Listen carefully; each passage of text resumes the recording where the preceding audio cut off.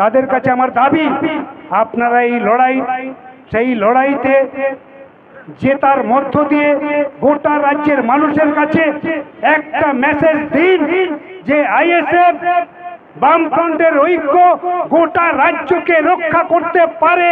সেই স্বপ্ন পূরণ করেছেন আপনারা। বিজেপি তৃণমূলকে আপনারা হারিয়েছেন।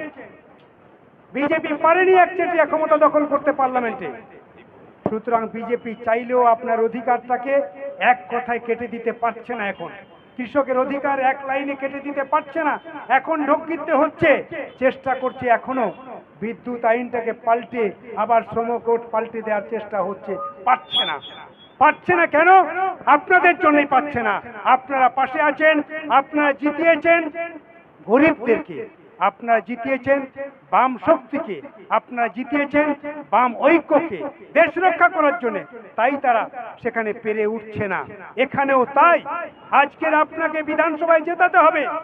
বিধানসভায় যদি আপনার প্রতিনিধি পাঠাতে পারে, কৃষকের কথা বলবে, ছাত্রদের কথা বলবে। আজকের 100 দিনের কাজ 2 বছরের বেশি বন্ধ। তৃণমূলের একটা এমএলএ প্রশ্ন তুলছে, তৃণমূলের কোনো নেতা প্রশ্ন তুলছে, বিধানসভায় আলোচনা হচ্ছে। গরিব মানুষ কাজ পাচ্ছে না। গোটা রাজ্যের মানুষ আজকের ভিন রাজ্যে চলে যাচ্ছে পরিযায়ী শ্রমিক হয়ে। এলাকায় কাজ নেই, গরিব ঘরের ছেলে মেয়েদের লেখাপড়া নেই, সবাই মাঝপথে পড়াশোনা ছেড়ে দিয়ে চলে যাচ্ছে ভিন রাজ্যে কাজ করতে। 100 দিনের কাজ থাকলে গরিব পরিবার থেকে ছেলে মেয়েরা যেত না ভিন রাজ্যে কাজ করতে। আজকের এখানে কাজটা পেলে, আর এখানে কাজ পেলে গরিব ঘরের সন্তানেরা স্কুলে যেত। এখানে কাজ পেলে অপুষ্টির সন্তান আজকে ভূমিষ্ঠ হতো না। এখানে কাজ পেলে মা বোনেরা মাথা উঁচু করে বাঁচত। এখানে কাজ পেলে পরিবেশ সুস্থ থাকতো। এখানে কাজ পেলে গরিব লোকেদের ঐক্য বাড়ত। আজকের সেইগুলোকে ছিন্ন করার জন্য 100 দিনের কাজ 2 বছরের বেশি বন্ধ, অথচ তৃণমূল নাটক করছে। আমরা চাই গরিব মানুষকে কাজ দিতে হবে। কেন পার্লামেন্টে যারা আছে প্রশ্ন তুলছে না? কেন পশ্চিমবঙ্গ বঞ্চিত হচ্ছে? চুরি যারা করেছে তাদের শাস্তি নেই কেন?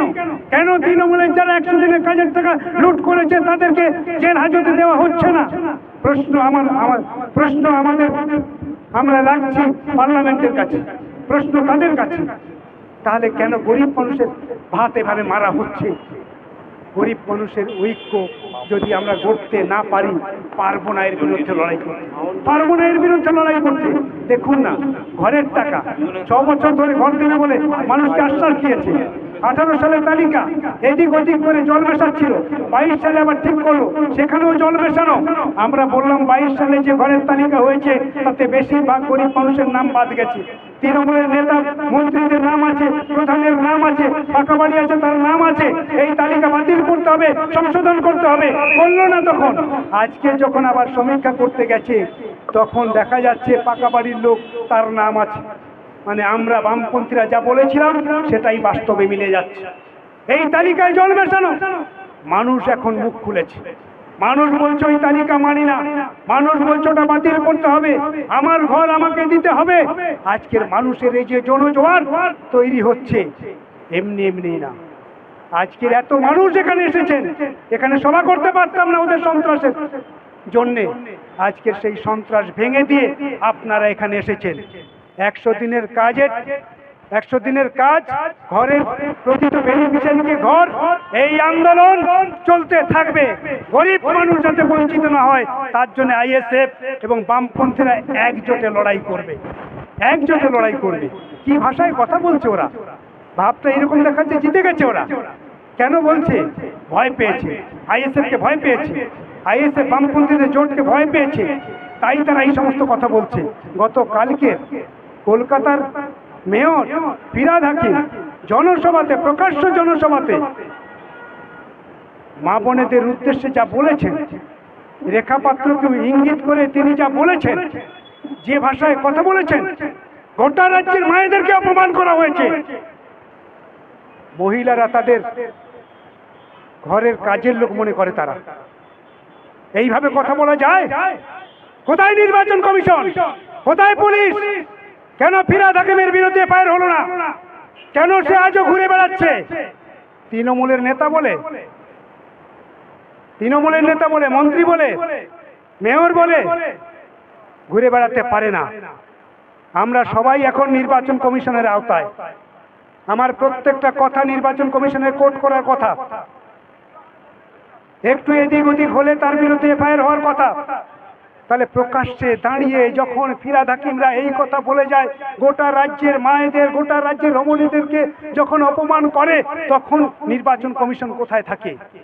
আমার তো সন্দেহ তাই, এই নির্বাচন কমিশন পারবে কিনা হাড়ুয়াতে ভোট করাতে পারবে কিনা। আমরা নির্বাচন কমিশনকে জিজ্ঞাসা করতে চাই, প্রত্যেকটা ভোটার যাতে ভোট দিতে পারে তার দায়িত্ব হচ্ছে আপনার। প্রত্যেকটা ভোটারকে ভোট দেওয়ার সুযোগ করে দিতে হবে আপনাকে। একটা ভোটার যাতে বাদ না যায় তার ব্যবস্থা করতে হবে আপনাকে, আপনার পুলিশকে। কিন্তু আমরা জানি ওরা পারবে না, বললেও পারবে না, পারতে হবে আমাদেরকে। সেই জন্য আমাদের জোর যদি করতে পারি তাহলে আমরা পারবো, সেই জায়গায় দাঁড়িয়ে আজকে নির্বাচনটা হচ্ছে, অত্যন্ত গুরুত্বপূর্ণ নির্বাচন। অল্প সময়ের জন্য হলেও গোটা দেশের ক্ষেত্রে, গোটা রাজ্যের ক্ষেত্রে তাৎপর্যপূর্ণ এই নির্বাচন। এই নির্বাচনে আপনার অংশগ্রহণ, এই নির্বাচনে আপনার বাড়িতে আলোচনা, এই নির্বাচনে পাড়ায় আলোচনা, প্রত্যেকটা গরিব মানুষদের মধ্যে নিয়ে যাওয়া, গরিব মানুষের চেতনাকে শানিত করা, এই একটা সুযোগ এসেছে আমাদের সামনে। কেন মানুষ যাচ্ছে? প্রত্যেকটা ব্লকে ডেপুটেশন হচ্ছে, প্রত্যেকটা পঞ্চায়েত ঘেরাও হয়ে যাচ্ছে, আজকে নেতা মন্ত্রীদের ঘেরাও হয়ে যাচ্ছে। এটা কোনোদিন দেখেছি, কোনোদিন ভেবেছি? পশ্চিমবঙ্গের মানুষ কোনোদিন দেখেছিল 77 সালের পর পশ্চিমবঙ্গের কোনো মানুষের এই অভিজ্ঞতা ছিল না যে আজকের পশ্চিমবঙ্গের নেতা মন্ত্রীরা জেলে, তারাই বড় বড় কথা বলছে, তাদের কথায় মানুষ ভোট দেবে, তাদের ভয়তে মানুষ মাথা নত করবে? পশ্চিমবঙ্গের মানুষকে আমরা তা বিশ্বাস করি না। পশ্চিমবঙ্গের মানুষকে, হাড়োয়ার মানুষকে আমরা বিশ্বাস করি, কারণ হাড়োয়ার মানুষ তেভাগা আন্দোলনের সাথী, তারা জমির লড়াইতে তাদের অংশগ্রহণ, খাস বেস্টের জমি লড়াই করার মধ্য দিয়ে গরিবদের মধ্যে বন্ধন করা হয়েছে, চাষি প্রতিষ্ঠিত হয়েছে, বর্গাদার প্রতিষ্ঠিত হয়েছে। সেই লড়াইয়ের মুখ হচ্ছে হাড়োয়ার মানুষ। সেই হাড়োয়ার মানুষ কখনো বিফল হয়ে যেতে পারে না। তাদের সেই চিন্তা শক্তিটাকে আরেকবার উদ্গরিত করে, আরেকবার চিন্তাকে শানিত করে, আরেকবার ভাসিয়ে দিন, গ্রামে গঞ্জে নিয়ে যান, আপনার চিন্তাকে সাথী করুন প্রতিবেশীকে, তাহলেই আপনি হাড়োয়া বিধানসভায় আপনি জয় দেখতে পাবেন। আমরা বিশ্বাস করি হাড়োয়ার মানুষকে এই জয় আপনারা ছিনিয়ে আনতে পারবেন। সেই মানসিকতা আছে, সেই মনোবল আপনাদের আছে। সেই জন্য আপনারা যে যেখানে আছেন, যে অবস্থায় থাকুন না কেন, 13 তারিখ হচ্ছে আমাদের টার্গেট। যে যেখানে থাকি, বন্ধু বান্ধব যে যেখানে আছে, সবাইকে খবর দিয়ে নিয়ে আসুন। 13 তারিখ চ্যালেঞ্জ।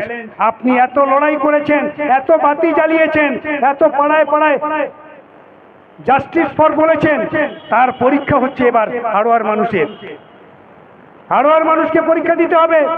এই বিধানসভার মধ্যে যে মানুষগুলো আছেন তাদের পরীক্ষা দিতে হবে। এই পরীক্ষায় আপনি উত্তীর্ণ হতে পারবেন কিনা আপনাকে ঠিক করতে হবে। আমাদের তিলোত্তমা হত্যা, তিলোত্তমার বিচার আপনি যে চাইছেন তার কতটা বাস্তবায়িত করতে পারবেন, এই নির্বাচন তার ইঙ্গিত দেবে। আপনি তাদেরকে ভোট দেবেন যারা আপনার তিলোত্তমার চোখ গেলে দিয়েছে, যারা আপনার তিলোত্তমাকে ধর্ষণ করে হত্যা করেছে, আপনার প্রিয় ডাক্তারকে যে খুন করতে পারে, তাদেরকে আপনারা ভোট দেবেন, তাদেরকে আপনারা জেতাবেন? আমরা তা বিশ্বাস করি না।